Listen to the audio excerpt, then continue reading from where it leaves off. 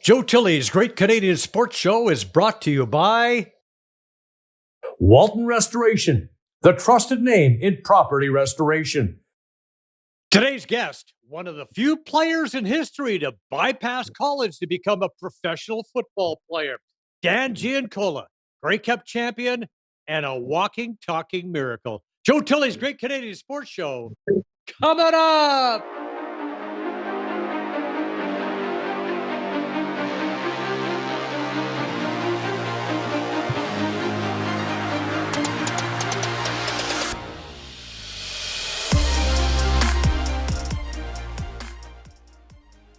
Our guest today hails from Thorold, Ontario. He was a terrific soccer player, played for the Canadian under-16 team, played for the Buffalo Gladiators in semi-pro, won the NFA title there.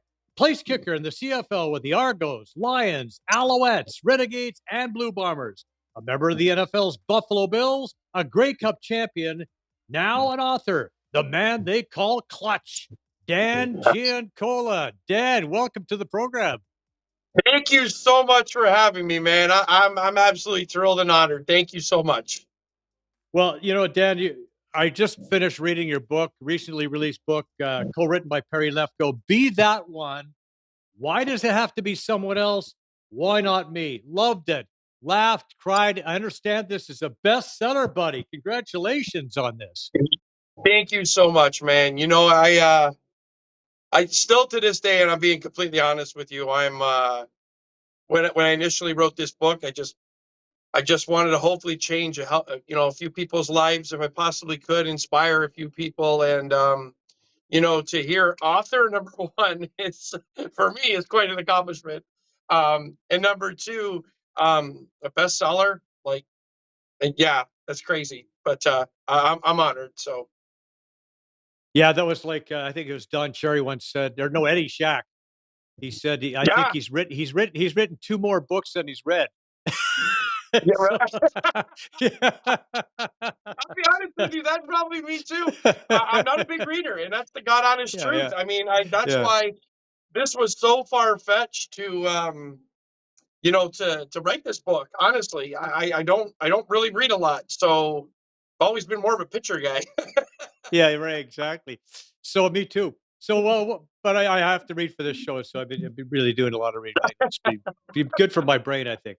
So what was it Absolutely. like? What was it like working with our mutual pal Perry Lefko? Man, this is God honest truth.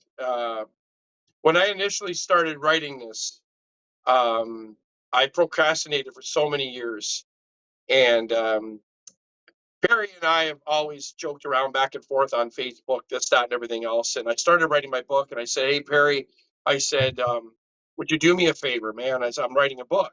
He goes, "Oh, that's cool." He said, "Why don't you do me a favor?" He goes, send me the chapter if you want to. I'll take a look at it. You want me? I'll edit it, for you. Edit a chapter here and there, and just see if you're on the right page. About writing a book because I've never written before.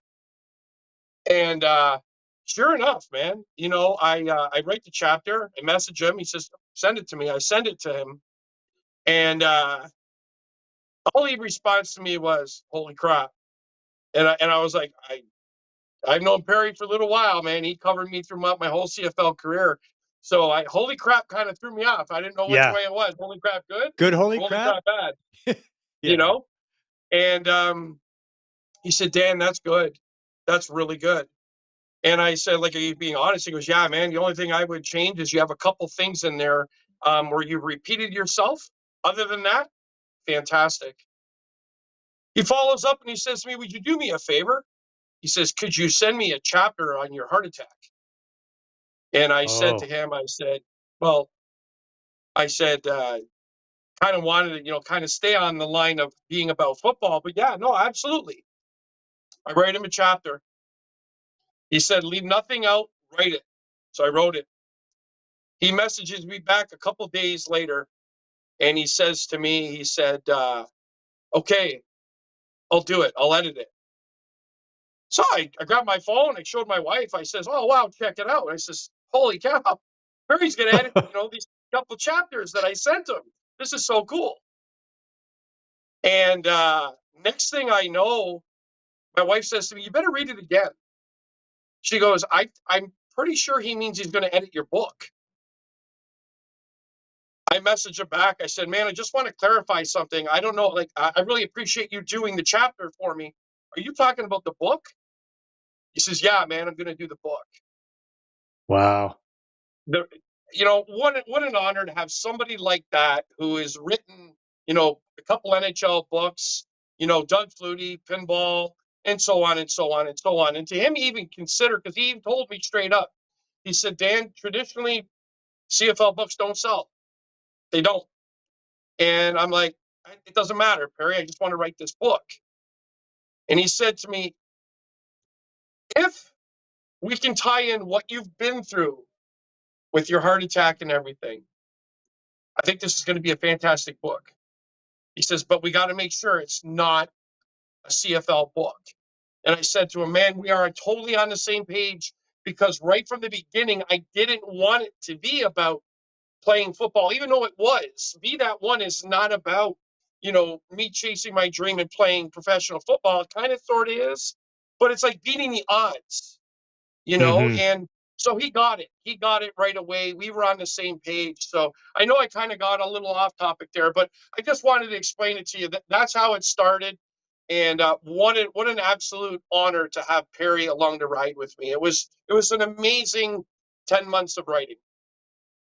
Well, we're going to get to all that stuff as we go along here, but Yeah. yeah, it certainly is more than a CFL book. It's a great, great, it was amazing book. Thank you. It's an inspiration, like you mentioned, inspirational and very inspirational.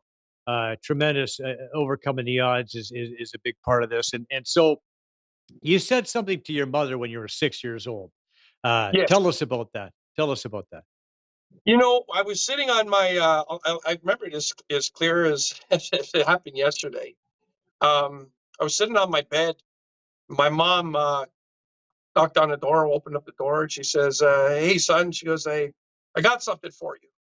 And I said, "What is it, Ma?" He says, I got a postcard for you." "Oh, all right, well, 6 years old, postcard. She hands me this postcard, and I just remember staring at it. And it was, I put it in the book. There was a picture in the book about it, and a bunch of teepees, and then, the rings, people standing Right. there. And I thought to myself, wow, this is so cool. And I've always thought at an early age, I always pictured myself wearing um, a professional. Like an excellent hockey player. I excelled in sports big time. So for me, like the dream always felt so real. I had no idea which football would have been the last thing, really, honestly, because I was playing soccer and hockey at a young age. And yeah, next thing I know, man, I just looked at my mom and I said to my mom, "Mom, one day I'm going to play a professional sport with my name and my number on my jersey." She looked at me and she said to me without hesitation, she said, "Son, I know, I believe you. I know you will. I know you will, Wow. but you got to work hard. You got to train hard. You got to do good in school." And those were some words of wisdom that, your parents would, just traditionally just give you. I did the same thing with my daughter. And, anybody, when I go do my motivational speaking and I talk to people, it's, the things that I tell the young kids, work hard, train hard, and, do well in school. And so that's really how I guess you could say the vision started, really. Was there anybody who was pushing back the other way and saying, "Nah, you're full of crap. This isn't going to happen"? Did you have Oh, some man. pushback on that? I had a ton of it, man. I mean, I'd have to say, after a certain point, I mean, if you're talking, the point when I was playing semi-pro and going through that, man, I lost so many friends. Um, it was heartbreaking because, I have people that come up to me 24/7, especially after what I've accomplished in my life, right? And they come up to me and they say things like, "Man, I wanna be a chiropractor." And I said, "Okay, man, that's fantastic, man. Well, you know what you got to do, right? You got to do well in school. You got to study. You got to learn. You got to learn your trade, whatever it is."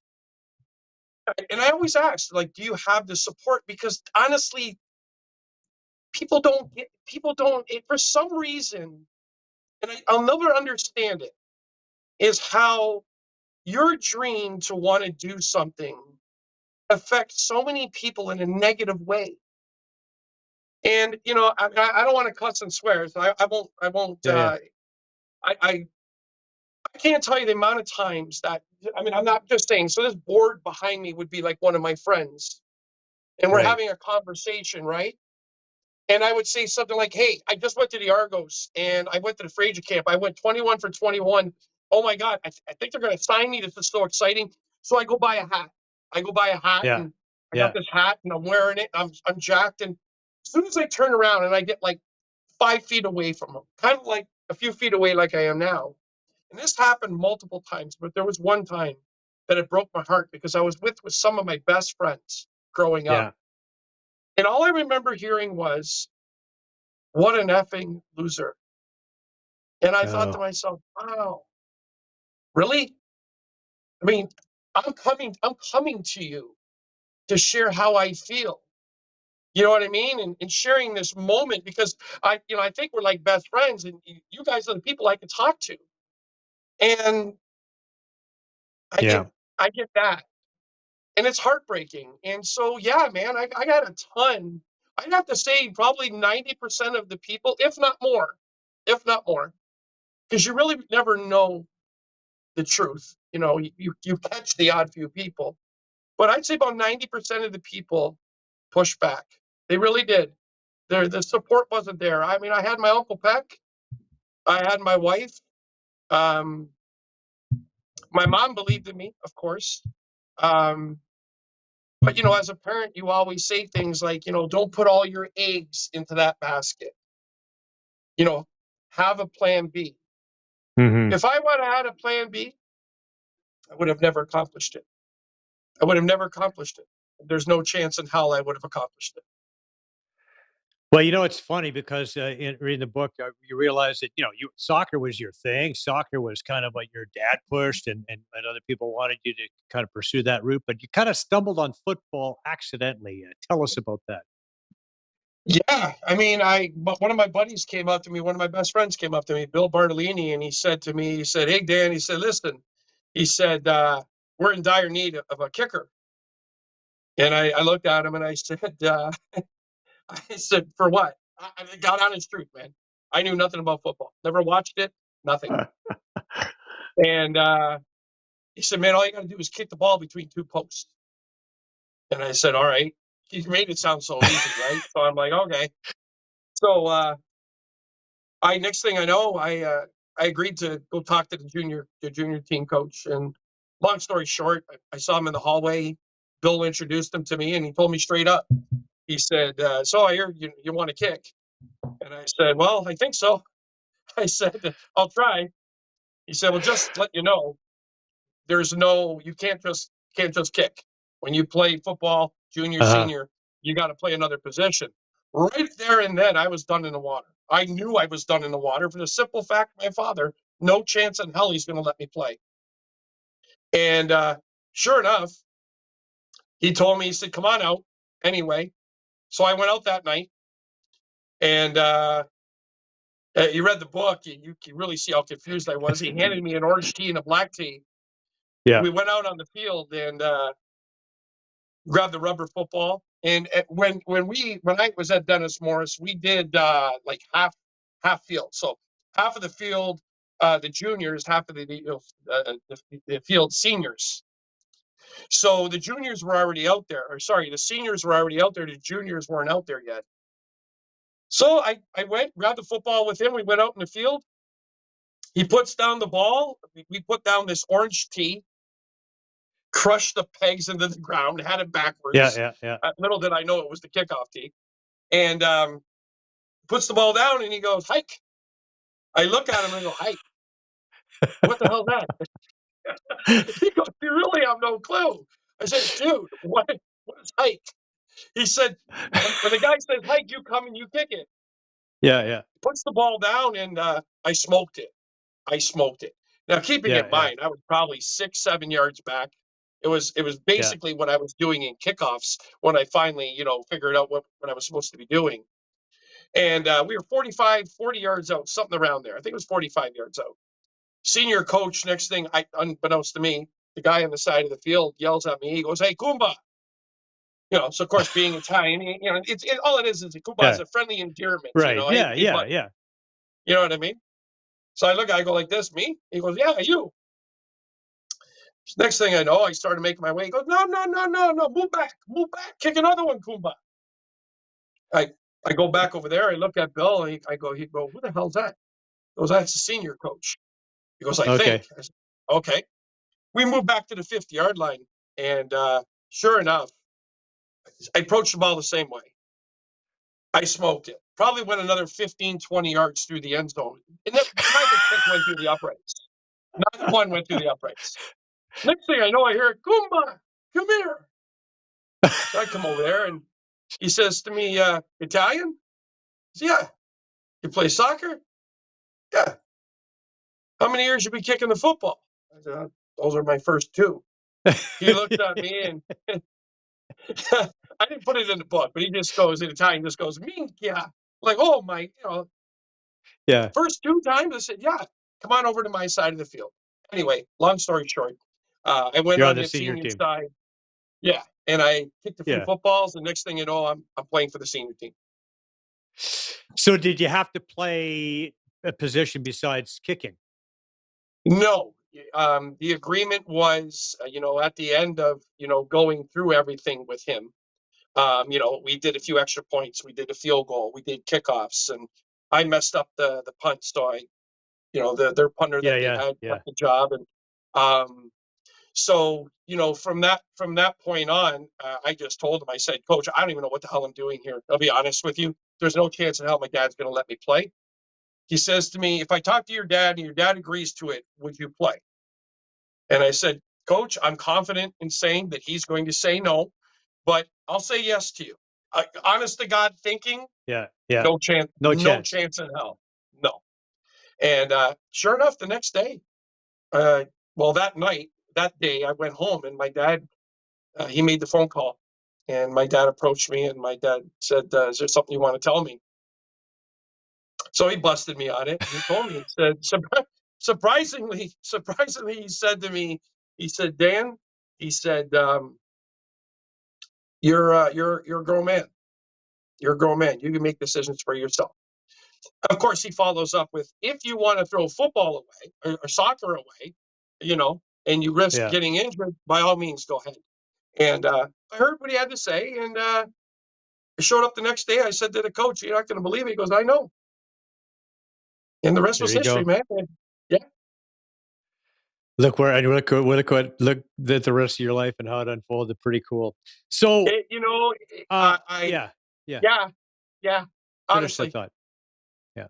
But, I just was going to say, Bill, and it hit me when I went to go do my, at the end of it, I went to go do like my credits in the back of the book, and I didn't have him in there, and I'm like, oh my God, he should be the first person, Yeah. because, and again, not promoting the book, just saying this up here doesn't happen without Right. him asking me to come out and try out for the team.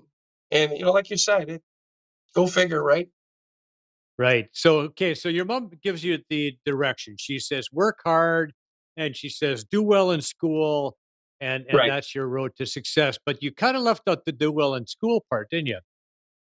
You know,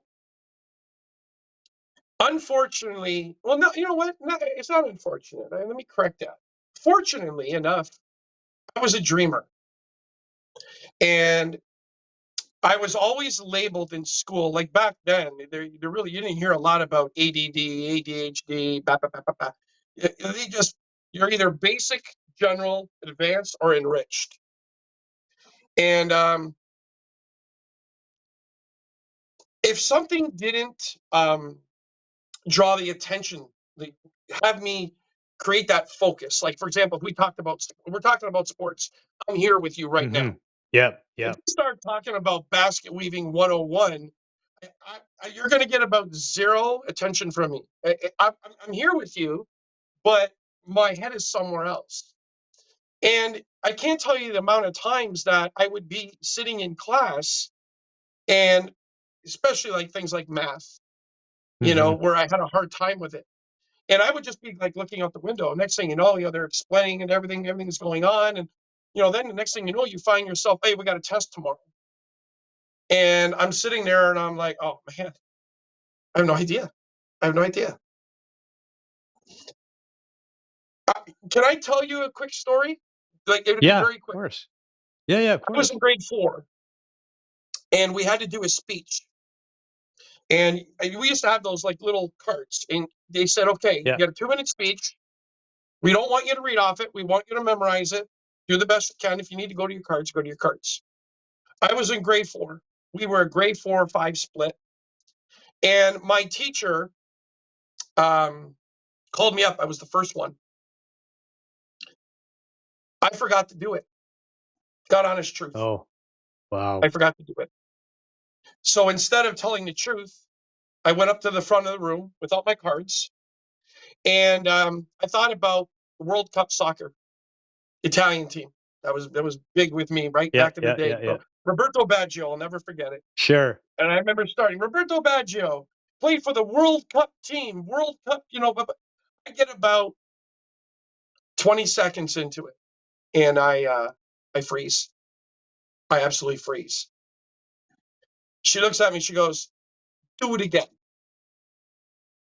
Start again. I stop exactly at that time again. Third time, she says to me, do it again. At this point now, I'm ready to cry. I'm extremely embarrassed, and I can start hearing all the students starting to laugh. So just when I muffed up the third one, she says to me, do it again. At that point, I was in tears. I started crying. Everybody was laughing. She goes, sit down. That's a 0. Okay. So again, like I said, 4-5 split. Right. So the next day, the 5s are up. Thinking I got a 0, she calls me up again, the first one, and does the exact same thing to me. I mean, I don't know if that classifies as bullying or abuse. I kind of feel like it was. And from that point on, in grade school, in high school, and in college, every time I had to do a presentation, I took 0 because I was terrified. So in high school, my guidance counselor classified me. I straight out said to me, you're horrible in school. The best thing you can do is take a trade. Now, some great advice, especially these days where, a lot of these tradesmen are making hand over fist and they're in dire need of them. So yes, but back in my day, if they said go take a trade, it was because you were considered not very bright. Right. And so that was the guidance I got from my guidance counselor. Just go take a trade and forget about school. So that meant, no college, and that meant that your route to the to pro football was going to take some work. There's another pretty good kicker who came out of right out of high school. A guy I knew, I kind of grew up with him. He was friends of mine. Hank Kalisic, St. Joe's High School in Edmonton. Hey, my guy, man. That's my guy, man. Yeah, right absolutely. From high school to the pros. So I mean, it can be done. Was he a motivation? Was he an inspiration for you? Did you kept that dream? I mean, you ran into a lot of roadblocks when you try to do the direct to the pro ranks, didn't you? Tell us about that. It was. My dad used to always say to me, once you get there, it's 90% mental and 10% physical because they know you have the ability to be there. For me, not playing college football, basically high school, and then went into semi-pro where I really barely played. You don't kick a lot. It's a glorified name, semi-pro. You tape your number on your shirt. You pay to play. You pay for your own gas, your own travel. There's guys that play that never played before. You played on fields where they were half concrete, stone, and the uprights were kind of twist and turning, and so people like Hank, especially in my first year, especially Lance Chomick. Lance Right. was massive for me, and I mean massive, in my career, because he came on board right away. They brought him in and asked him to come in to be a kicking coach for me, and he was absolutely amazing. And Hank every now and then popped in. He was actually one of the owners of my very first semi-pro team that I went out for, Wow. the Toronto Athletics. So that was so cool. Like, I was so starstruck. I'm like, oh my God, you're killing me, Hank Alisic. This is incredible, and then who would have thought later on, like, I ended up knowing the other part, Lance and Hank. It was a dream come true, right? I mean, what two couldn't learn for two better Argos. I mean, like, really. So tell us about playing in Buffalo, because that was where things started to come together for you, semi-pro with Buffalo Gladiators. That was what an opportunity, man. To I had a little rough run at the beginning there with the Toronto Athletics, and the politics right away of the game, and that's kind of my first taste of that right away. And then I went to Buffalo, and they just accepted me in open arms. They every opportunity to kick, we took. Like I told you, some of them were really a nightmare, man. I Yeah. can't tell you the amount of times, Snap would Snap would go so far off to the side, and he would, like, dive. I'll never forget it. Steve Zielinski was one of my holders. He dove and grabbed it, and he put it down. And next thing you know, he's on the opposite side. So I made the field goal with my opposite foot. And so, that you believe that is one of the only videos that I don't Wow. have. Oh, that would be I so wish good. I That would did. be so good. I wish Yeah, I yeah. did. Um, That's viral but stuff right there. yeah, man, Yeah. you can't. I played with guys that played for the love of the game, and that's it, and that's all. There was no paychecks. There was nothing glorified about semi-pro football. Um, you played in the hood. I can't tell you the amount of times we were um, down by the waterfront in Buffalo practicing, Hmm. and all of a sudden you hear gunshots. I can't even begin to Yeah. tell you. Yeah. And next thing you know, like, I'm taking for Hubbard. I'm like, oh my God. And the guys are so used to it over there. They're like, yeah, man, it's over there. I'm like, what are you Yeah. talking about? Sounds like it's 5 feet away, and but such, really, at the end of the day, amazing experiences, and good and bad. But at the end of the day, it molded me and created the person I am today. And that's where I appreciated the game so much, and I appreciated fans, that come out. Like, we have like 20 people that came out to watch us play, and little kid comes and asks you for an autograph, and you're sitting there, you're like, me, like, wow, and but what an incredible, humble experience. Well, you tried a few times to get a tryout with the Argos, and eventually you did. Tell us about that process. Oh man, Nick Volpe, God bless his soul. I went to 131 free agent camps over 6, Oh, 7 years. And trust me, that's a lot of free agent camps. And yeah. Toronto alone, I've got probably with like 30 of them. If it was in Toronto, I went to Toronto. If it was in Florida, I went to Florida. Um, and Mr. Volpe finally, at the point where Prefontaine Noel was struggling in his first year with field goals, and they brought in Eric Bigos. Hmm. And Eric Bigos he kicked the 1 year, and then in the offseason he tore up I think his knee, and he had Right. surgery on his knee, so they were in dire need. So Nick Volpe went to Eric Tillman and just said, "Hey, listen, what do we got to lose? Like, honestly, what do we got to lose?" And Nick told me this himself. Mr. Volpe told me this himself. These are his words. He went to Eric and he just told him and said, "Hey, listen, he comes out to these things he doesn't miss. He doesn't Mm. miss. Give him a chance." So They brought in David Miller Johnson, who they previously signed first-round draft pick. It was a first pick. And then they had Pre. And then, of course, then they brought me in. And I'll never forget the article. And it's kind of defeating a little bit. You know, I really didn't expect much but they talked. Oh, they said, bring him back, you know, strong leg, Noel Prefontaine, all-star, you know, and then also, you know, David Miller Johnson, I think he was from Concordia. And they went on and on about that. And then they said, yeah, we're bringing in Niagara region guy, Dan Giancola. Yeah. And I thought, oh, man, the odds are stacked. So, yeah.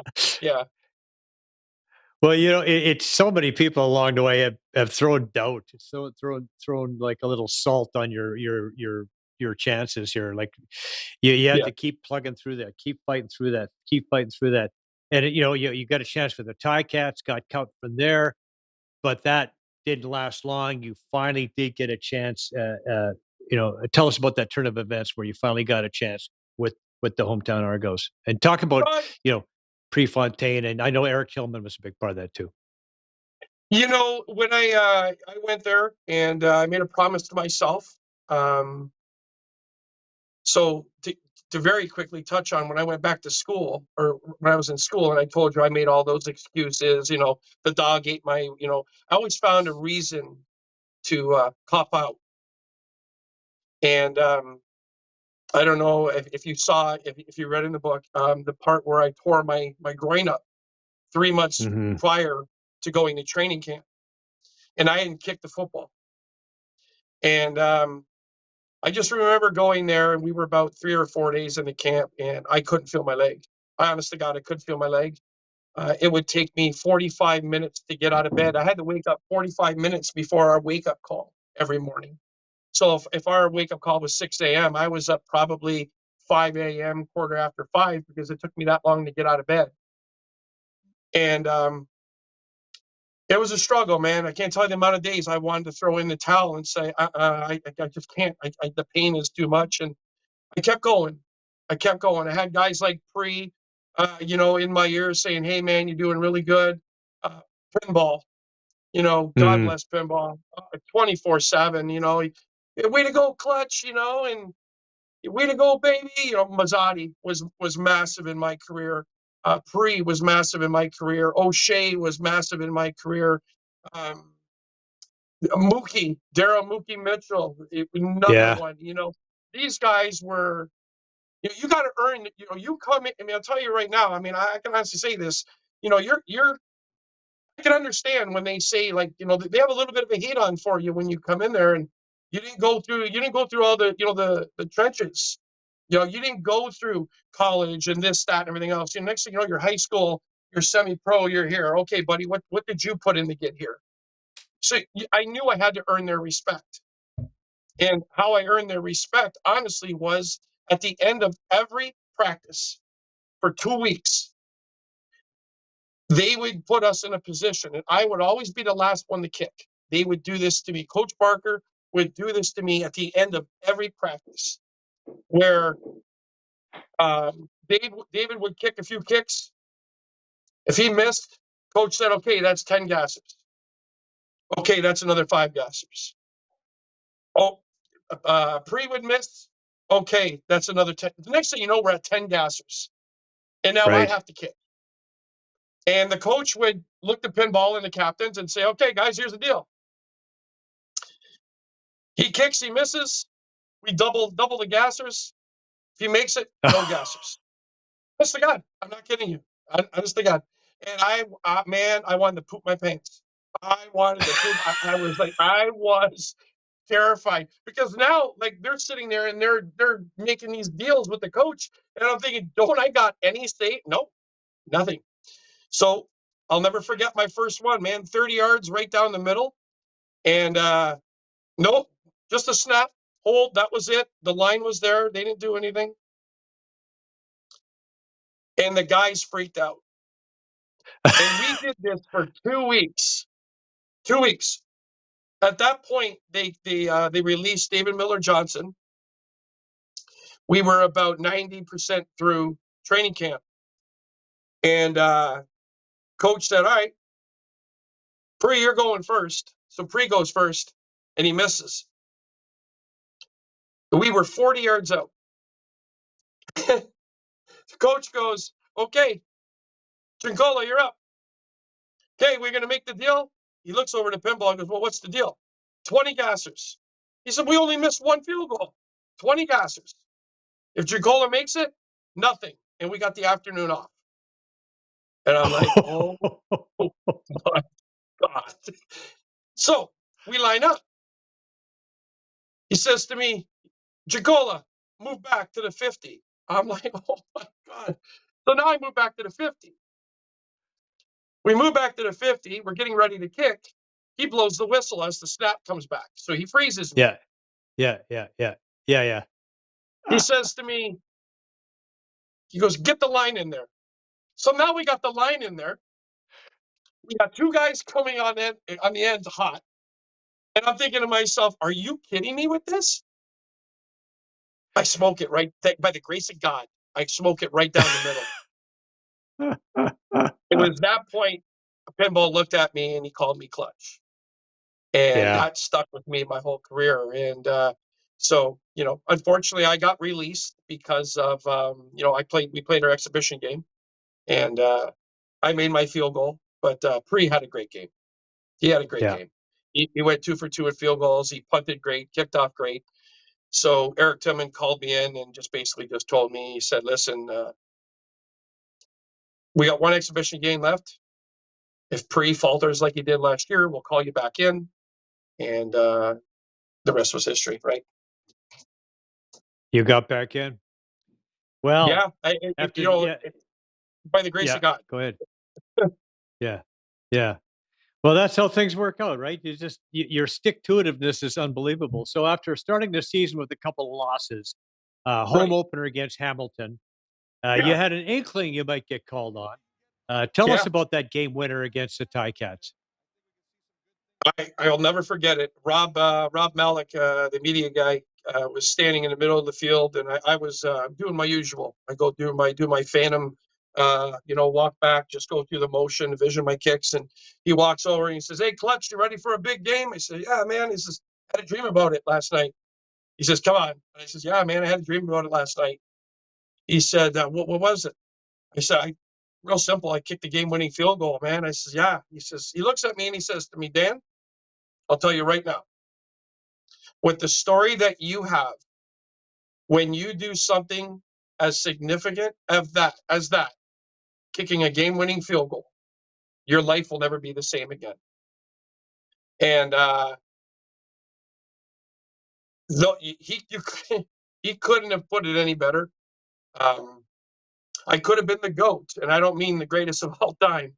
I could have been the GOAT because I missed from 42 yards out from the left hash, and Corey Grant returned that for a touchdown. And I got smoked by Mike Philbrook. Smoked. Absolutely smoked. I seriously thought I broke my ribs. So I end up chasing down Corey Grant down the sideline. Can barely breathe.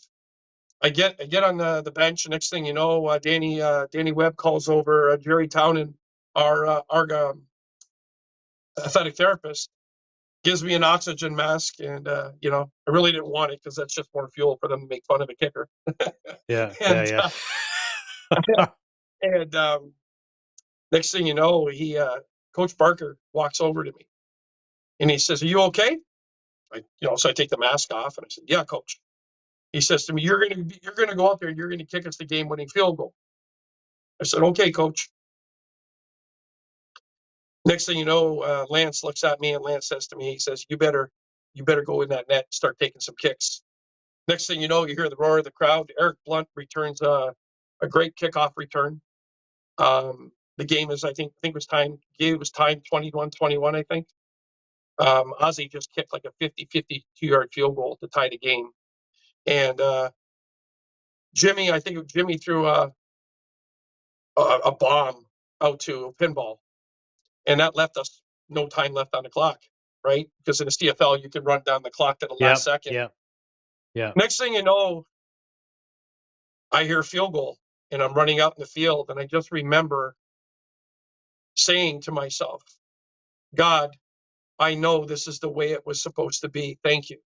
I'm telling you, word for word. I Wow. remember that like Wow. it was yesterday, because I envisioned this moment my entire life, at least while I was kicking a football. Let's say that. How many hours I went to the soccer field across my house, and with one football, and you take that rubber football, I go 50, 55 yards. This is for the game-winning, field goal for the, Grey Cup, for the Super Bowl, for, whatever, Arena Bowl. And I envisioned that my whole life. And I just remember running out there saying that to myself. God, thank you. I was thanking God right away. And if you watch the video really tells it all, really, to be honest with you, because the second I left my foot, I remember Dunnigan was making fun of me after it all happened. He says, Giancola knew it was in. He knew it, because the second I left my foot, I took off and I started running, and I was doing this. And I took one glance just to make sure, one glance, and you can see it in the video, just to make sure that the kick was good. And then next thing you know, man, I thought a million things to do. And of course, I decided to do the soccer slide, Yeah. And I do this soccer slide, and next thing I know, I'm getting my ass kicked. The guys are coming around, they're hitting me on my helmet, and I'm boom, boom, boom. I mean, I just got rocked like no more than 3 minutes ago. And I threw my helmet. I ran toward the sideline. I hurdled the bench. I jumped into the crowd, and I grabbed the nearest flag. And I'm just sitting there on the bottom, and the security's just going stupid because all the fans are coming down, and you can see I'm making their life hell, right? And next thing you know, I hugged my brothers, my wife, and I took a step back out onto the field. David Amber from TSN came over and did an interview with me, and I was like a kid with candy, I did the right thing, man. I talked about how, the offense put me in position to make the kick, and and I also said, I could have very simply been the bad guy instead of winning the game, right? But yeah, then once we were in the locker room, I was getting treatment on my ribs, and Danny Webb, the equipment guy, said, "I need you to go back to your locker." So literally, I'm like this. I got my head down, and I could barely move. Next thing you know, I hear a ton of people, and I look about half a foot in front of me, and there's all these feet. And I look up, and all of a sudden, there's a wall of cameras. Headline Sports, Sportsnet, TSN, this, that, and the microphone's there, and you're like, wow, he was right. Like, my life was never the same again. Incredible. And that first season, I mean, your rookie season, incredible. The Argos were contenders. You were a big part of that. That must have felt pretty damn good to be part of and not only making the team, but you're making the team. You're playing for a contender, and you're making clutch field goals, as your nickname would suggest. Now we have another one. This is a field goal against Calgary here, 40-yarder. You had a streak of 7 straight field goals going. Yeah. Do you remember that? Oh, yeah. Is that the one where the guys tackled me? Let's have a look here. Here we go. Is that in Calgary? 40-yarder. Unfortunately, my face is above that. It's in Calgary. It's in Calgary. It's in Calgary. You booted through right through the back. I mean, you booted through with about 20 yards to spare. No, they didn't tackle you there. Okay, there you go. Yeah, but there was the one in Montreal where I kicked the game-winning field goal. It's real fast, really funny story. And it was game 6 or 7, and it was called Guaranteed Night because Demetrius Maxey made a guarantee that we were going to beat the Montreal Alouettes. And I went 5 for 5 that game, and I don't remember how far the kick was, and there was no time left on the clock again. So I make this kick, and once again, I knew right away, so I was ready to take off. And Prefontaine, all I hear is, "Oh no, you don't, you bastard!" He tackles me. He literally tackles me. And the guys were all on top of me. He goes, "No, you're not running into the crowd, bro." So, yeah, that was a lot of fun, man. And then, eventually I did make my way to the crowd, but that was so much fun. 99 was hands down. I really believe God's way of rewarding me for all the sacrifice that I did, because bar none, it was my most successful year, my first year. Here's how you talked about it a little bit later. Here's a clip from an interview where you talked about that rookie season, going back a little Yeah. ways. Let's listen to that, Victor. Chasing a Let's dream listen to that. for 9 years, and everybody's telling you that it couldn't happen. And finally, after everything that you went through, you lived that moment looking at that jersey with your name and your number on that shirt, and something you promised your mom. You can't put it into words. So there you go. A record season for a rookie. You're looking back at that now. You ended up losing in the Eastern semifinal, but you were the Argos nominee for top rookie, top special teams player, and top Canadian. Not bad for the former grocery store clerk. Right? I mean, and everybody was like so upset because I never like made it to the awards, and I'm like, you understand that I was I was the guy cleaning up aisle 4. You know what I mean? I was putting carcasses on the meat things. I was sweeping up milk, mopping up milk on the floor, and here I am, and you're saying to me that I am, I guess you could say, nominated like for these 3 categories. At the end of the day, and this is the God, anybody who was around me will tell you the God honest truth. I already won the award. Just getting mentioned was that was my award. I was honored, absolutely honored. You got to try out with the Buffalo Bills, and the spring of 2000, you got married to Christina. You found out she was pregnant. You were got to try out with the Buffalo Bills, but that didn't go particularly well. Tell us, there's obviously more than football going on in your mind at that particular time. Yeah, that was tough, man. And I just recently, well, no, just recently, I nobody really knew about it until I put it in the book. Everybody was saying to me, "Well, you didn't have a good camp." Well, no, I didn't. And I'm not one to make excuses. I didn't have a good camp.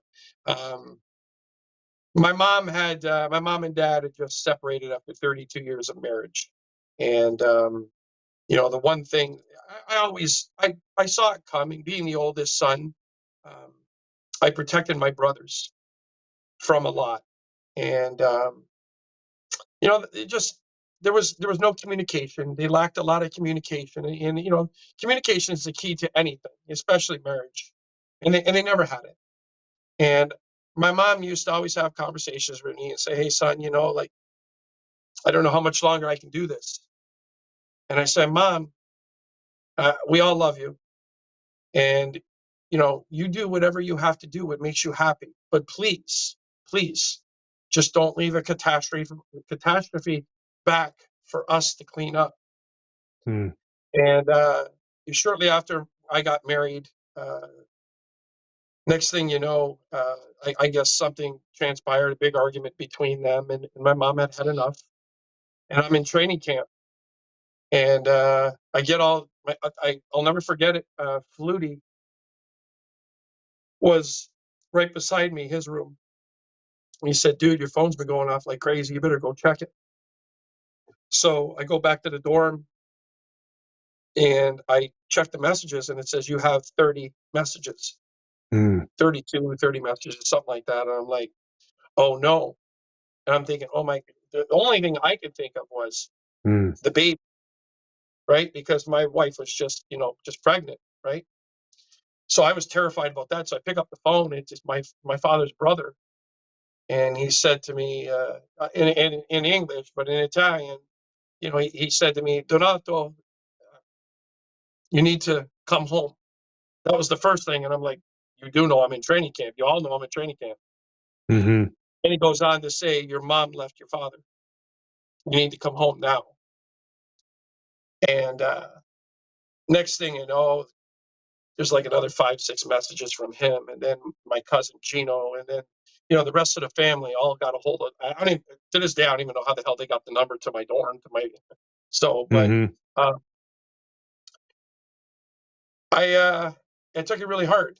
I took it really hard because I knew my dad was freshly diagnosed with Parkinson's, and I knew he was going through hell with my mom leaving. Both my brothers, left at home, and for the first time, I'm not there. I'm not able to protect them. So now I have that on my conscience, and there was nights I had maybe an hour and a half, and I'm actually saying this to you for the first time. I've never told anybody this. There was nights I didn't even go to bed. I didn't. I was up. I was crying. I was thinking, oh my God, like we're never going to be a family again. Yeah, it was tough, man. It was really tough. And sleepless nights, and the guys would be like, hey, dude, you're out partying or something? What do you look like you're, no, I'm good. You put on this fake facade and everything's good. And I'm very good at that. I'm very good at that. I hide my pain, really well. But, the guys could tell I was tired. And my leg strength wasn't there. Again, I'm not making excuses. I'm just being real. That was my issue. I was running on gas. I was running on fumes. I missed a field goal and it got to me. It would get to me. And then, Christie would walk up and wallop a 55-yarder with, next thing I know, I'm in awe of them. That's the last thing you want to be when you're competing against somebody, is to be in awe of the guy that you're trying to take his job, and then I find out that I was only signed to be the kickoff guy. So that really upset me, because I'm sitting there and I'm like, well, why am I here? I had 6 other teams that I could have went to that were, look, Dallas Cowboys, Cincinnati Bengals was banging on my door for the second that I was available, to sign, but we signed in Buffalo because, my agent felt that, hey, you're going to get a signing bonus. There's no workout. They want you. They've seen you. And then, of course, the year before that was the Music City Miracle, right? Where it was a short kickoff by Christie, which most likely was a designed kickoff. And they decided that they wanted to bring me in. So, there's if people would have noticed mini camp, I never missed. I was 17 for 17. I was kicking them as far as 55 yards out. My kickoffs were all inside the 5, down to the goal line. And then, of course, I go to Rochester and that happens. And, they got a different kicker, somebody who's mentally kind of not there, right? So, but I wouldn't change that experience for anything, man. You know what? I've always been a Bills fan my whole entire life. And, through the good and the bad, even what just happened just a couple of days ago, I'm still a Bills fan through and through. And, hey, that's life. So, but yeah. So unfortunately, man, maybe under better circumstances, things might have been different. But right. I'm just guessing though, watching that game the other day, thinking to myself, Tyler Bass missing wide right. I'm thinking to myself, well, Clutch probably would have made that one. Just saying. Well, just you don't know how many. Here's the thing: you don't know how many phone calls I got. My Facebook Messenger was lit up like a Christmas tree. Anybody who had my cell phone number since forever was calling me like, dude, you got to go back. You got to go. I go, man, listen. And it's a God honest truth. He missed. And as a kicker, you always look at you look at, you dissect the kick. And unfortunately, man, the way he kicked that football, he was lining up to make that football just inside the right post. The way he made the impact he made on the ball, the approach that he made. I don't know if he was nervous. I got no idea. The way that ball took off, if you look at the top right upright, there was a breeze. One thing I learned when I kicked in Buffalo was, just like Hamilton Iverwin Stadium, you don't always just look at the 2 posts. You also look at the top of the building and you look at the flags at the top, because that dictates it. And if he would have played that football That's what I would have done, because Lord knows I've done it a million times playing in the CFL. If he would have played that football just inside, if he would have took his steps just inside that left upright, even if that ball took off, it would have drifted within that post. And it broke my heart, man, because I knew exactly what he was going to go through. And I saw it this morning. I think TSN put it up, and they said he's officially dropped all his social media for all the harassment and life threatening. Look at the play before that. Josh, threw short on, I don't know who was cutting. It was the third down before they kicked the field goal. He threw the ball short. To me, that stupid call with that fake punt. I mean, what are you doing? You're only down 3 points. Yeah. Oh, that was nuts. Diggs, dropping that bomb like through his hands, and yet, yeah, the kicker misses it, and I get it because definitely in Buffalo, it's a sore spot. He misses a field goal, and now what? His life's ruined. Like Lee Norwood, right? It's the same thing, right? That's it. Yeah. It's sad. Yeah, very unfortunate. Yeah, very unfortunate. It really is, man. Yeah. The kickers take it. They get. It's a tough job, though, man. You got to have thick skin, as you know, right? You gotta do. have thick skin, you right? Do. And you don't want to be in that position, right? And I can't think of anybody with thicker skin than you, because after that, I mean, you talked about. In the book, you talked about moving on to BC, that relationship you developed with Lou Passaglio, a great veteran, a great teammate he was for you, and Skylar being born, and how that helped you, heal some of the wounds with your father. Then you get another shot with the Argos, as at about the same time you get some unfortunate news around Christine, and a gesture by Coach Pinball Clemens brought me to tears reading the book. Tell us once again about that.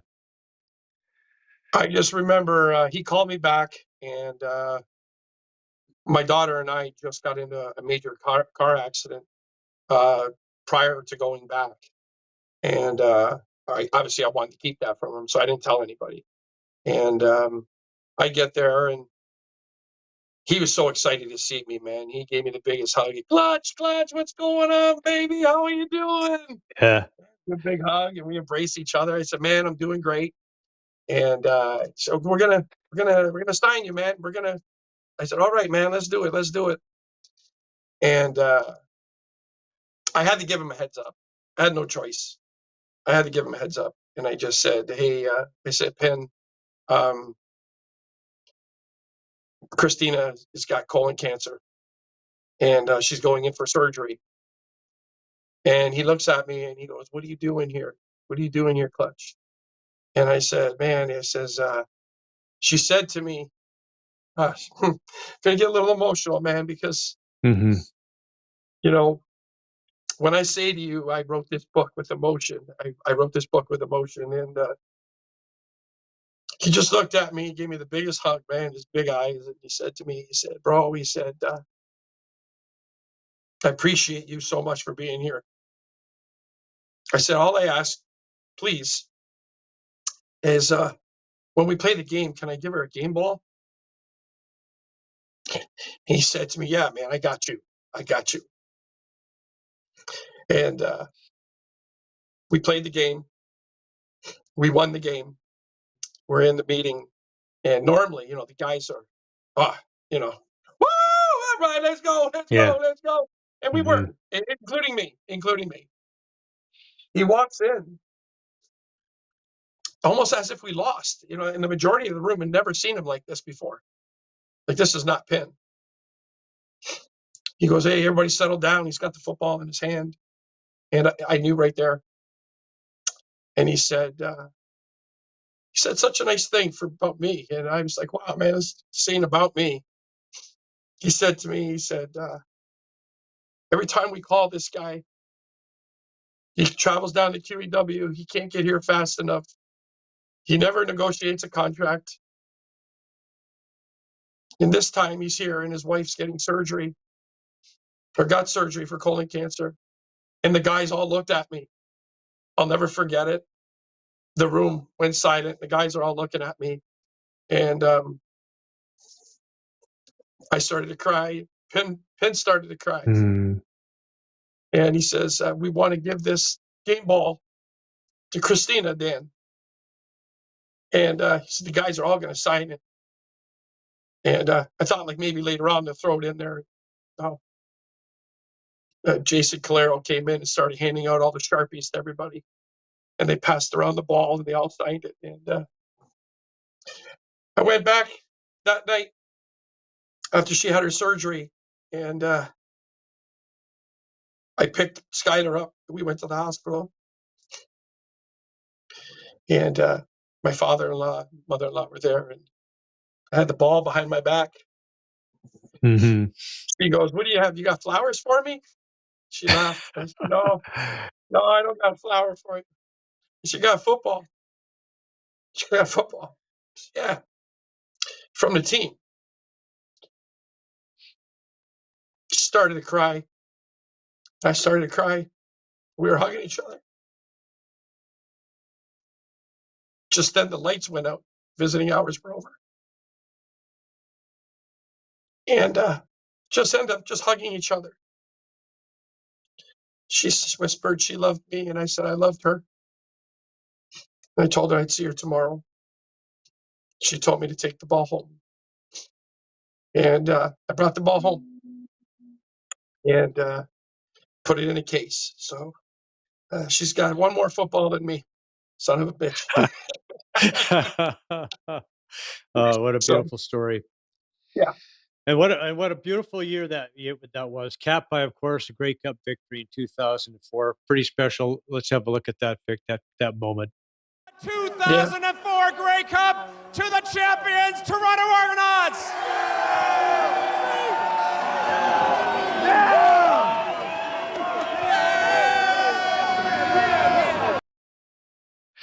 You know, mayhem. What a moment that must have been for you, for the team. Frank Clair Stadium, a 27-19 victory in Ottawa. The dream came true, no doubt about that. And of course, a great celebration followed that. Nathan Phillips Square. Were you surprised at the size of the crowd there? I'm going to be honest with you. If there was 20 people there, it wouldn't have mattered to me. I was so happy, man. The crazy part is, you know, those are the people who went to Nathan Phillips Square. You had to see Front Street and Bay Street. People out the windows, office windows, they're lined up all around the street. I mean, it was absolute and just insane. And I just remember where I literally went to La La Land was when you saw that clip right there, and the cannons blew off, and the confetti started falling from the sky. And I remember just standing there, and there was a part of me was terrified because the whole stage was going, whoa, whoa. I think we're gonna die. We're gonna die. I wanted to tell everybody, hey, relax. But I just remember staring across, and I'll never forget it. The blue and the gray confetti were falling from the sky. And all I could see was, in between the confetti, was the crowd. And I just remember thinking to myself, this is not a dream anymore, man. You just won the Grey Cup. It's just so amazing, man. And next thing you know, like, I'm standing on this stage. I think I was beside Coach Mons and Nick Volpe. And Christina passed me Skylar. So I had Skylar and I had the flag over my shoulder. And I'm like, wow, I'm sharing this with my baby. How cool is that? Wow. How cool is that? You know, and it didn't get any better than that. Yeah. Mike O'Shea yelling out in the dressing room, clean up in aisle 4, Dan Giancola. He's such an ass. He did that to me so many times, man. He would every opportunity he could embarrass me, he did it.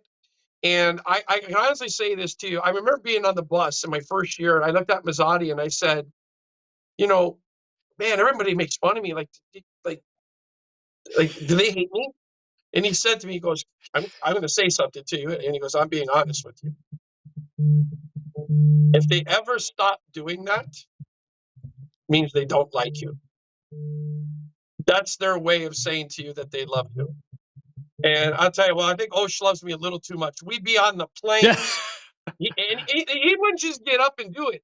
He goes to the front. He asks the stewardess for the microphone. And he'd be, somebody would spill beer or something like that in the, whatever. And he'd be like, price check, aisle 4, Dan Giancola. And I got to get up because I'm a rookie, right? So, I mean, so I get up and just be like, hey, yeah, that's me, You're such an ass. But, amazing memories. Well, you had your day with the cup too, right? Of course, and a chance to that was pretty special, obviously for you. Big moment for your dad, right? Look at my dad. Here's the guy who yeah. Oh, look at this. Here's the guy who told you should probably stick with soccer, but here, Yeah, you yeah, slept with the cup. I mean, yeah, it's such a good time. Yeah. yeah. That bottle of wine was that you saw pouring into the cup. My grandfather gave that to my dad, and my dad had it for 25 years. So we're thinking, wow, this is gonna taste like moonshine. That's special. Yeah. This homemade wine, right? And Yeah. he shocked the hell out of me. Next thing you know, he grabs he grabs a cup and he gets the bottle and he starts pouring it in the cup. And I'm like, Pa, what are you doing? He's like, this is what it was meant for. So to kind of share that with my grandfather, and like I said, that one picture and then the picture before that, when you're looking, it's one of my favorite. That's one of my favorites. And the other one, when I'm sitting on the couch with my brothers and we're all smiling for the camera and he knew it and he's just staring at that cup. And God rest his soul, man. That's my Superman. So there was a brief comeback attempt when you Yep. were 39 years old, and it looked like you were going to make it. You signed with Winnipeg, but didn't get a chance to happen. Why was that? I was trained, man. So I went out there. I called John Murph. I just said to Murph, I said, the general manager, I said, hey, do you remember me? He goes, yep, I do. You guys looking for a kicker? Sure am. Said, I'm going to fly you in. So he flies me in. I get there. They forget me at the airport. So I'm at the airport for 4 hours. I get to the hotel. Honest to God, he'll tell you. If you ask him, he'll tell you. Go ahead and interview him. He'll tell you. And so he leaves me there. They picked me up at 4 a.m. and I had to be on the field for 6:30 a.m. Yeah. Sorry, my bad. I had to be on the field for 9 a.m. The wake up was 6:30. Okay. So I get to the hotel and it's a blizzard. So I call my wife and said, how's it at home? She says, oh, it's 64 degrees. He says, yep, we're in Winnipeg. So I get up in the morning, still a blizzard. Car picks me up, takes me to the stadium, and I'm thinking, okay, they're going to cancel this. They're not going to make us. We can't even see the football that's sitting in front of us. Sure enough, they had another 15 guys. I was like, oh wow, I thought it was just me. I was the last kicker of the kick, and I went 50 of 52 in that frickin' blizzard. Wow. My last 10 field goals. I can't remember his name off the top of my head right now. Maybe I will, but the center. And they brought me the starting center and holder. And for my last 10 kicks, and I made all last 10 kicks. Next thing I know, I hear Murph say to me, he says, do me a favor, stay here. Well, where am I going to go? I can't even see in front of me. So I'm literally standing in the middle of the field in the stadium. It's snowing like hell. I don't even know where they are. Next thing I know, I can hear a voice. Dan, come here. So Murph calls me over. He introduces me to Coach Kelly. And he says to me, he said, we're offering you a contract right here in the end zone. He goes, I've never done this before. I don't want neither me. He says, all we could give you is what we're giving Alexis Cerna. Okay. Are you going to complain about it? I'm 39 years old. Yeah, I haven't played in so many years. Yeah, I'll take it. Called my wife and then went home. Kept my training going. 2 weeks before training camp, I was training indoors at the soccer dome, and my right foot caught the turf. The turf was lipped up, and I felt a burn and tear in my groin. I went back home and I told my wife, I told my father-in-law, and he said, you got to be honest. You can't. If you tore it, you tore it. You got to tell him. So I called him and I just said, Murph, I think I messed my. He goes, how bad? Did you feel a burn? Yeah, I felt a burn. Okay, we're flying you in tomorrow. 2 weeks before. They started to rehab me right away. I got a chance to meet a lot of the guys, players, coaching staff. I missed the first week. By the time the second week came around and we were getting ready for the next game, I was booming 50-yard field goals consistently. I was on fire. And I think Coach Kelly didn't want to ruin the morale of what they had going on with Cerna and the center. And, he was having a good camp. And I hadn't kicked. So he said to me, Danny, we got to let you go. He says, it's killing us, but we got to let you go. And I said, listen, Coach, thank you. Thank you. You gave me closure. I remember it was pouring rain. The rain had just stopped. I knew I was going home. I knew my plane was leaving later on. I didn't feel like hanging around in the hotel.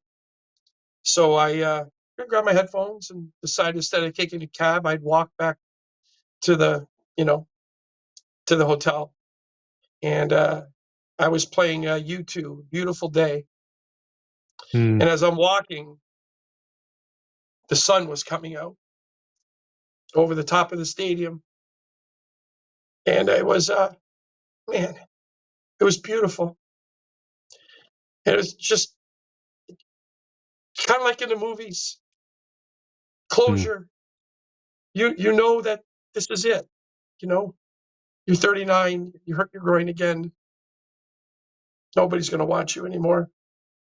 And I got on the plane, and the plane happened to go right over the top of the stadium. And I was looking at the stadium, and I just a calm came over me, kind of crying just like I am now. The guy beside me asked me if I was okay, and I said to him, "Yeah, I'm good." And on the way home, I just reminisced my whole career, all the way from the point where I told my mom I wanted to play a professional sport, put my name on my shirt, to that last moment. And I thought to myself, you did good, kid. You did good. You believed in you when nobody did. Yeah, beautiful. So at those moments when you think the guy who said, what an effing loser, the teacher who made you get up to the front of the class 3 times to Yeah. embarrass you and all that other stuff. And here's the guy who was told again and again and again, give it up, buddy, give it up. And of course that wasn't the case. So you hung up the cleats, you started a career in fitness, which seemed like a natural fit because, you're a guy who was pretty fit as it Yeah. turned out. Seemed like a transition that made some sense. Yeah. I like that picture. Yeah. That was cool. We had some fun. I did it. That was a magazine that I shot for and I wrote articles with. And yeah, man, it's the truth. And this is the God honest. I can't believe I'm going to say this, but I really mean it. My favorite sport has always been lifting. Wow. I'm not a bodybuilder. Yeah. I just always loved health. I love molding my body. You look in the mirror and like you got a few extra pounds over here or whatever, and so now you go and you isolate these things and you work these body parts, and it's just it's like an art. And I just fell in love with the so this is wow, it's funny that we're doing this because today's the day. I haven't even posted it up yet. It's my 20th anniversary as being a personal trainer today. Oh, wow. Wow. Yeah, cool, right? Congratulations. Thank Congratulations. you. Yeah. 20 years, man, being a personal trainer, Yeah. and 11 or 12 years of owning my own business. I can't keep track anymore. But Yeah. yeah, 20 years ago, I made a decision to become a personal trainer and to dedicate my life to um, helping people get better, get a better life, healthy, Right. BTO mind, performance. body. Be that one. Be that one Be that one. performance, obviously. Be Yeah. that Yeah. one. So Exactly. you talked about how important health is to you and how, that's always been a priority. But yet you had that heart attack, and they Boom. call it the widowmaker. And Yeah. how close was Christina to being a widow? 10 seconds. 10 seconds. When I had the widowmaker here in my studio. Again, it's a real long story, so I'm just going to keep it, to a minimum. I felt nauseous. I felt like I had the flu, that the flu was coming on pretty powerfully. And I was doing my online training. I had 5,000 people online because I was doing it during COVID. And I was doing it for free. So legitimately everybody around the world was tuning in. I had people from New Zealand, England, Scotland, Italy, you name it, all over the States. And they were having all these parties, you can like invite people to come on Mm-hmm. in and, so on that day I had 5,000 people and it was 10 to 11. I felt sick like a dog. I was like, oh man, I feel nauseous. I feel sick. And, next thing you know, I closed the doors and I went to the washroom and I started dry heaving like crazy. And the pain shot into my back. And I mean, pain. I wasn't overly concerned though, because I have gallbladder issues. And when my gallbladder Mm. flares up, I get pain like right here. And then that radiates usually the right side. This was more central. So I was kind of like, okay, Mm-hmm. it's a different position, but it's my gallbladder. When I ended up talking to the media, when it all went down, I said the best and worst thing I ever did was grab that medicine ball because I went to go roll out my back. So I just Mm-hmm. lied on my back and I just rolled. I would do that for my gallbladder. It would help, minimize the pain. Well, so the worst thing that happened was the pain intensified and shot through the middle of my chest. And I'm telling you, there is no pain. There is absolutely no pain. If you took a sword and put it through my chest, I probably would have Mm. taken that. If you would have took a bullet and put it through the middle of my chest, I would have taken that. It was unbearable, scorching pain. So the best thing was at that point, I knew it wasn't my gallbladder anymore and something was really wrong. So instead of calling an ambulance, which in hindsight, of course, I was pretty stupid, I got in the ambulance, I got into my car and I started driving home. And I called my wife. My wife was in the doctor's office and I said, hey, babe, I said, I think I'm having a heart attack. So what's your symptoms? And I told her, and she said to me, turn around and go to the hospital now. I'll meet you there. I said, I'm scared. I don't want to. I'll meet you at home. Go now. Spun around. I was heading back to Niagara Falls where we live. Spun around back through the Thorold Tunnel and made my way to St. Catharines. As I was making my around the bend, there's the Meridian where the Ice Dogs play, the Meridian Center. And the hospital's not too far from there. And I just remember I was in so much pain that I was underneath my dash. I was underhanding the steering wheel. I could barely look between the top of the steering wheel and the dash. And at that point, I made peace with God. And I can tell you verbatim, I said, God, if this is my time, I'm okay with it. Please take care of my wife and my daughter. I've had a beautiful life. I get to the hospital and They took me in. Took a little bit. After you have to go with COVID screening, all that crap. Probably about 30 minutes later, after going through all that, they did my blood pressure. I was 170 over 110. Wasn't too concerned about that because I have white coat syndrome on a good day. So that didn't bother me. They threw me on the ECG, and the nurse right away, stone face, God bless her. Hey, Mr. Giancola, I'll be back in a minute. Okay. Next thing I know, there was 9 people that walked in the room, and they were flying. They were flying. Open your mouth, chew these 2, blue pills, which I knew now was aspirin. Lift your tongue up, shot spray underneath my tongue, which I now know is nitro. At that point, I turned to my right, and my wife and my daughter are standing right beside me.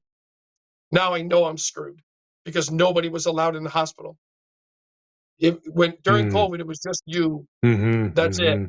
There's nobody coming in with you. Next thing I know, doctor says, Mr. Giancola, you're having what we call an acute heart attack.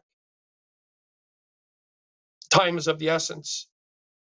They raced me to the hospital. I was in the ambulance. They tore my shirt, and they put on this patch. And I knew right away from doing my first aid, they're putting on a defibrillator. And I looked at her. I'm like, oh, what are you doing?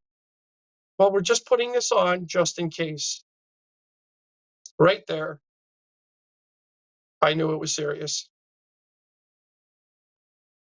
And I get there. They throw me on the table. They roll up a huge screen on my left. They grab my arm. They put it down right in front of me.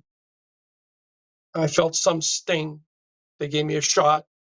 And they told me, Mr. Giancola, time is of the essence. We need you to just be quiet. If you want to watch it, you're more than welcome. Watch it on a monitor, what's happening. But we need to get to you now. All of a sudden, I felt like water coming down my wrist. I was so scared, man.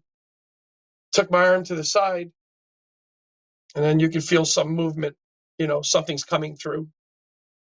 I think about 45 minutes. I don't quote me on it. I honestly don't remember. 45 minutes, 90 minutes later, doctor says, Mr. Giancola, we got it.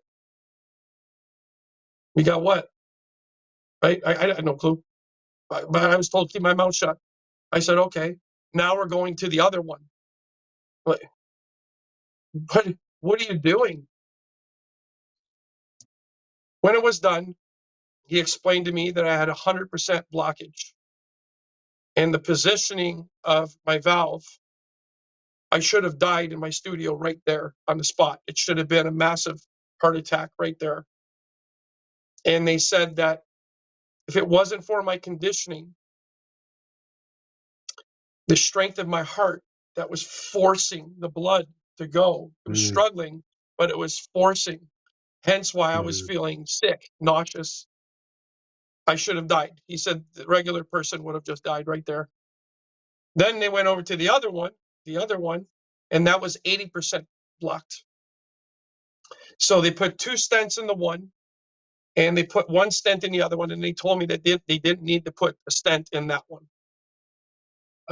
But they didn't want it. Their exact words were, we don't want to see you back. When the doctors came through the night, first doctor came in, told me everything was going on, and he leaves, and he says to me, well, just so you know, Dan, we got it by 10 minutes. Okay, no thanks. I don't know. I don't know what you mean. Second doctor comes in, 2:48 in the morning. Mr. Giancola, that was close. You're lucky to be here. You had best case scenario. Okay. We got it by 10 minutes. Okay. Third doctor comes in at 6:48 in the morning. He was an Asian doctor, such an amazing, amazing guy. He was my favorite. He did the actual surgery. He comes up to me, he goes, Mr. Giancola, how you doing? I said, good, how are you? He goes, first things first. I'm a huge Argos fan. I'm like, oh, no way. That's awesome. I was at one of your games, and you looked at me, And you used to always take your bands off and throw it in the crowd and eventually sign it. And he said, you were throwing it to my dad to give to me. And some guy dropped in front and grabbed it. And I said, oh, I'm so sorry. He goes, that's okay, man. That's okay. He said, he goes, I'm your biggest fan. He says, it's an honor to work on you and help you. And I said, man, you saved my life. I says, can I give you something? Sure. So would you terribly mind going in my bag? So in my bag, I have my players' cards. I always keep a bunch on just in case, right? So I sign these cards. And he goes, thank you so much, Mr. Giancola. Oh, this is fantastic. He says, I can't tell you what this means to me. I go, me too. He goes, you make me feel like a kid again. And I said to him, that's fantastic, because you know what? You made me feel old. So you remember me, but you're the doctor that just worked on me, and you were a kid when I was playing. So I thought it was like so cool. And so we get to the end of our conversation, and he just says to me, we got you with 10 minutes to spare. And I said, doctor, I said, what do you mean? I don't understand. He said, you would have been 10 minutes later, massive heart attack. You couldn't have held on. You would have died on the table. And I was like, wow, like that's what 10 minutes means. So, Wow. yeah, that's what happened. Well, okay, that's crazy. What an amazing story. And of course, you recover from the heart attack, and a couple of years after that, you have the stroke. Once again, you got lucky. Tell us about that. I'm sitting in the office. I'm just sitting here. I had a great day of training my clients. And next thing you know, I've never done a drug in my life, so I can't compare it to anything. The only thing I can, and I think I put it in the book, and I said, if you've ever gone under anesthetic and the doctor says, okay, count down from 10, 9, 8, all of a sudden things go blurry, they tunnel up, and then you're out. That happened so fast. I was by myself. It happened so fast. And I just remember my right leg turned in, my right arm turned in. I was completely paralyzed. It was happening so fast. And I kept falling over, and I kept trying to push myself up. I was terrified. There's no pain, but the heart attack, at least you feel it, and you're going through something, you're aware. A stroke, and you ain't got no clue what's going on. Like it's like you're wasted. It's like you're high. Like I've never. It's hard for me to explain it, but next thing you know, my buddy walks in.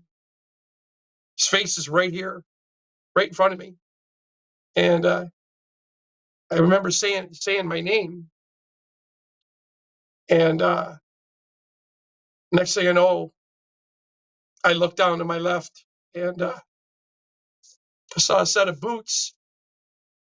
Looks like blue coveralls over the top. And then I saw the wheels. So I'm assuming that was the ambulance. At that point, I was out of it. I don't remember anything. Next thing I know, I'm in Niagara Falls ICU. And they administered a shot.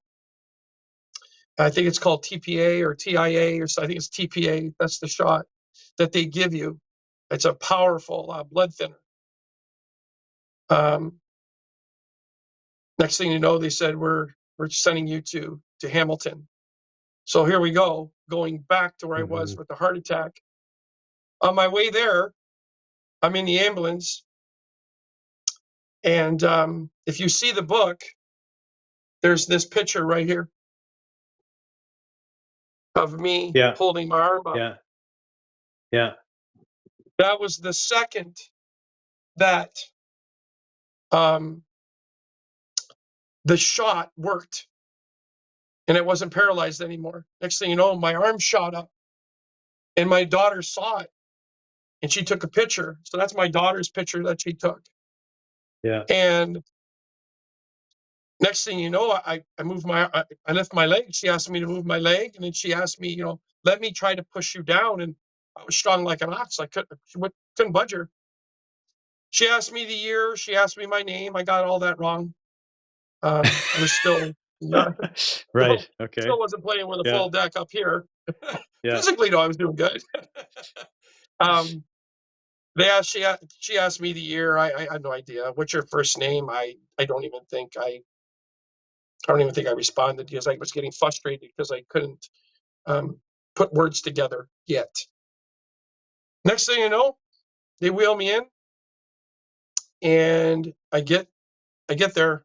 I can't tell you the amount of doctors that were there, and they were prepared to do surgery. So they were putting me in the CAT scan, and that's until the paramedic said that I can move, and I'm talking, and I'm communicating. They were in shock. So next thing you know, I go in the CAT scan. I still have no idea what even happened. I get out, and doctor says to me, "Mr. Giancola, you are a very lucky man." And I'm like, "Okay. Do you know what happened to you?" He says, No, doctor. I'm sorry, I don't. He said, "You had a massive stroke that most people die from instantly." And I'm like, "Okay." So they started pushing me, heading toward the ambulance to take me back to Niagara Falls. And they stopped me, and the doctor walked over to my wife and said, "Mrs. Giancola, your husband had what they call best case scenario." To put it in perspective, a level 10 stroke, level 10 is permanent damage, permanent disability, permanent paralysis. He came in here with a level 17. So if that puts perspective into how bad my stroke was, he said he's leaving a 2. We have no reason to go into his brain and to do anything. So next thing I know, they wheel me back to, they take me back to Niagara Falls, and I spent the one night in, it's, I can't remember what it's called, something like ICE. It's not the ICU, but it's like the ICU. And then I went to step down the next day, and I was walking, and I just remember walking down that hallway, and there was 60, 70, 80 people in that ward. At one point, I started jogging. I know the doctors weren't too thrilled with that. I would do intervals, so I would jog from room to room. So I ran past my room, and I heard my daughter say, or my wife say to Skylar, she said, "You're not going to believe what your father's doing right now." She goes, "What?"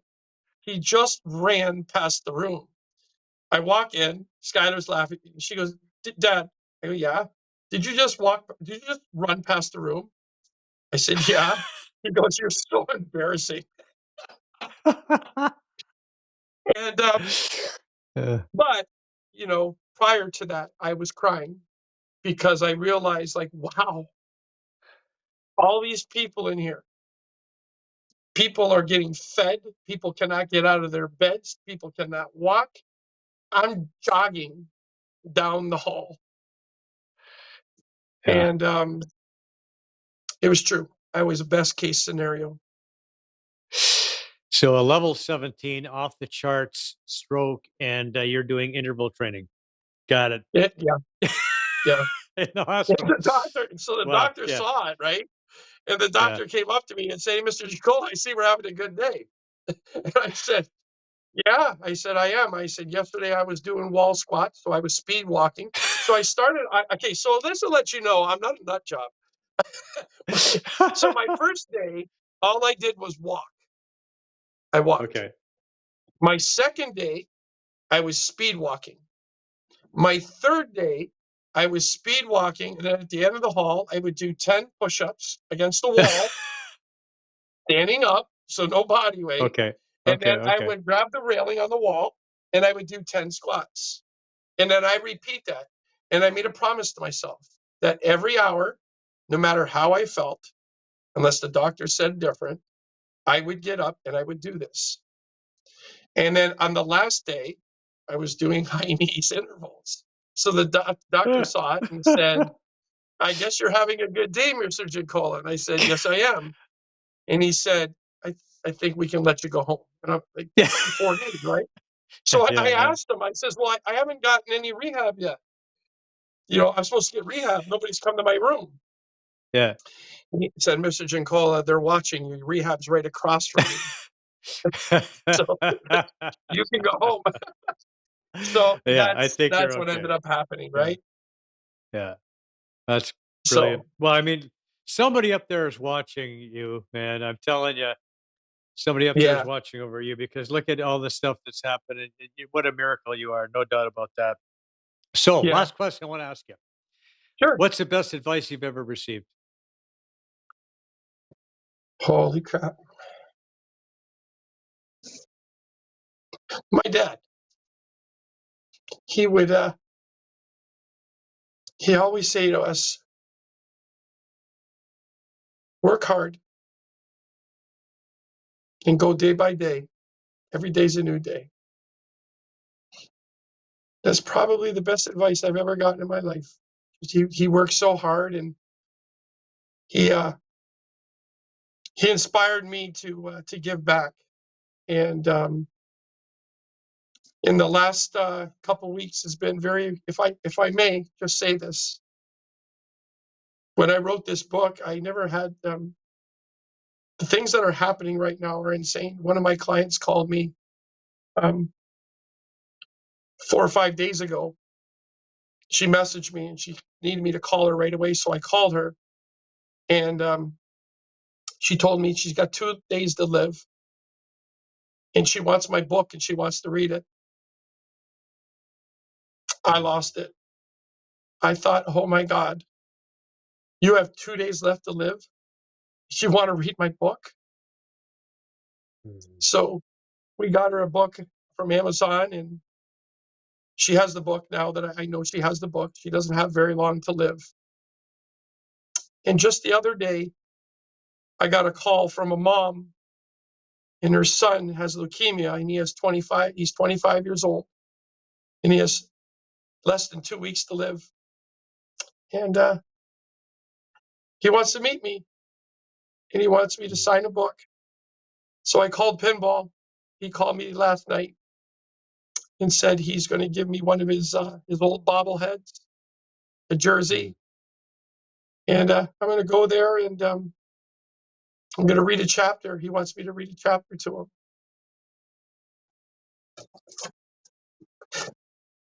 Best thing I ever did. Honestly, the best thing I ever did. And the best thing that ever happened to me was I had a heart attack and a stroke. That's the best thing to ever happen to me. Wow. The gratitude is oozes out of you, man. It's just incredible, and it's so beautiful. It is a book that everybody should read, no doubt about it. Be that one.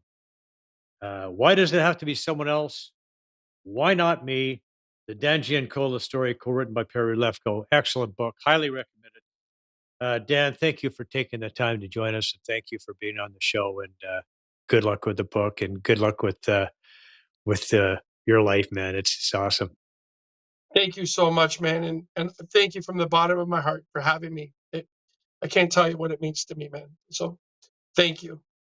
Pleasure is mine. All right, we've got more when we come back. Thanks, Dan. You're welcome. Rely on Walton Restoration's 40-plus years of excellence in residential and commercial restoration. Their strong reputation is built on workmanship, professionalism, and outstanding customer service.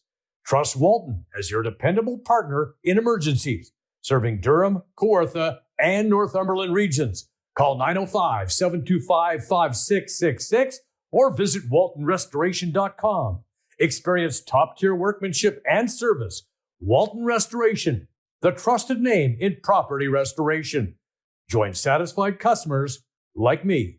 When you're injured in an accident, you may be entitled to multiple benefits. Entitlement to these benefits are based on your insurance policy. On a basic policy, you will have eligibility for income replacement benefit, non-earner benefit, attendant care, and medical rehabilitation benefits. It is very important to have a detailed discussion with your insurance broker or agent when obtaining a new policy or renewing your existing policy. Call us now for a comprehensive review of your claim and your policy limits. You do not pay us until we settle your case. Call Nathan today at 416-289-1236 or visit alliedlegal.ca. Addiction Rehab Toronto, Toronto's #1 alcohol and drug treatment center, saving lives, reuniting families. The only treatment center in the province to offer medical detox, treatment, sober living, and lifetime aftercare all in one place. Our unique and specialized programs are designed to equip our clients with the tools to successfully lead a life of dignity, respect, and purpose. Let us help save your life or your loved one's life. Call today for more information or to facilitate an intervention. 1-855-787-2424 or visit addictionrehabtoronto.ca. MNP, a leading Canadian national accounting, tax, and business accounting firm. MNP proudly serves and responds to the need of their clients in the private, public, and nonprofit sectors. Through partner-led engagements, MNP provides a collaborative, cost-effective approach to do business and personal strategies to help people and organizations to succeed across the country and around the world. With local offices in Oshawa, Mississauga, Burlington, and more, their team is here to support you. Visit mnp.ca today to learn more.